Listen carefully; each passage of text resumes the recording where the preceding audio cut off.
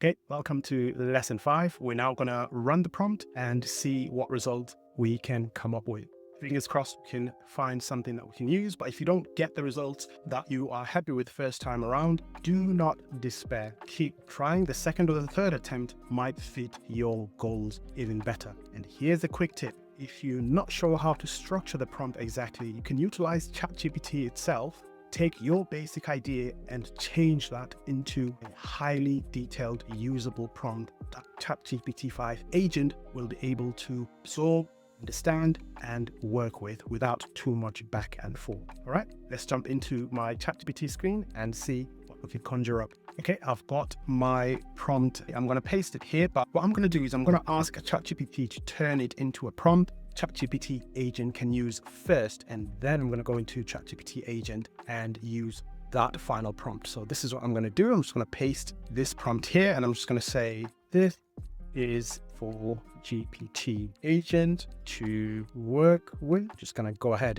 and run this, and we'll see what comes up. There we go. So here is your cleaned up version, ready to copy straight into ChatGPT agent for consistent high quality results. We've got our role definition, constraints, research methods, scoring rubric, output format, and I'm going to copy it, paste it into a new chat. You just click on this little plus, and you can see there you've got different modes that you can use, but the one that I'm looking for is agent mode. Just gonna go ahead and paste my prompt here. Now, agent mode will take some time to run. It can take a minute, it can take 20 minutes. So what I'm gonna do is just let you watch the initial run. I may cut some of the more monotonous areas up until the point where we have actually got a result. So currently it's setting up its own virtual desktop. And the way that works is, in order for it to go in, open browsers, browse websites, which it actually does, which is crazy. It's interesting to watch like an employee or a colleague doing actual work, but it can't do that on my computer. It sets up its own virtual computer so it can execute these tasks.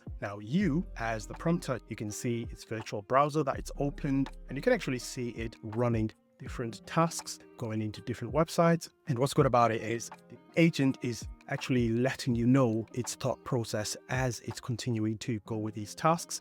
You can see here, I'll search the article about the most Googled vegan recipes. You can see it's going through different social media posts, different blog posts, different searches in order to get all this information. Whereas before, during the initial stages of ChatGPT, you would have had to manually keep prompting it, guiding it to go and do all these different tasks. Now you're essentially just ship this away and letting agent do all of this for you, which is absolutely crazy. And what's worth noting as well is if you click on the 3 dots here, you can see activity monitor. So all of this activity that it's doing, you don't have to keep up with it as it's going. Once the task is complete, you can monitor what activity took place, what it did, where it went, and the report that it's going to provide, it will provide a summary where it tells you what it's done, what it's come up with, why it's going to work, those types of details, linking back to the initial prompt that you included. You can also stop this at any point if you feel like the agent is going on to websites that are not really relevant to the result that you're trying to get to. You can stop the process or give another prompt and it'll rerun that process. You can also take over the browser. This is especially useful if ChatGPT agent needs to go into sites that are behind a login wall. An example, I tested this with Canva, forgot my password, so it was highly embarrassing, but went onto Canva, found the website, and it asked me to then take over and put in my login details so it could go into my Canva account and do some work for me, create thumbnails, presentation, whatever it is. You can do that with a huge amount of desktop-based websites. Another site that it did this task for was YouTube. Again, it went onto the desktop version, asked me to sign in, and it went into my YouTube studio, looked at my analytics. On the disappointing side, it is still early stages. This agent, it is slow. I asked it to do an audit on my SEO on YouTube, and it was taking ages. Each video took about 10 minutes, and I asked it to stop. It was doing the task it's meant to. It was opening up the right windows, opening up